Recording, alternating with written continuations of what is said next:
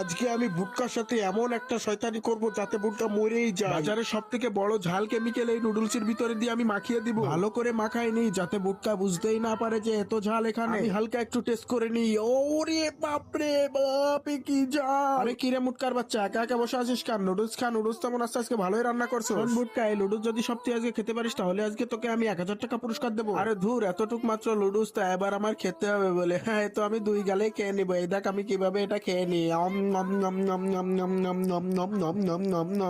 নুডলসটা তো খেতে ভালোই মজা হয়েছে। আহা মুটকা, তুই তো ভালোই নুডলস রান্না করিস। এরকম নুডলস আমার আরো কয়েকটা রান্না করে দিস, আমি সব খেয়ে নিবো একাই, তোর খাওয়া লাগবে না। না, বুটকাকে তো এইভাবে শাস্তি দেওয়া যাবে না, অন্য একটা উপায় আমার বের করতেই হবে। কি করা যায়, কি করা যায়, কি করা যায়? হ্যাঁ, আমি একটা উপায় পেয়েছি। শোন বুটকা, তোকে আমি আরো মরিচ দেবো, তুই যদি ওইগুলো খেতে পারিস তাহলে তোকে আমি 1,000 টাকা আরো বাড়াই দিব। শালার বুটকার বাচ্চাকে আমি আজকে এত জাল দিব, এত জাল দিব, এত জাল দিব যাতে ও আজকে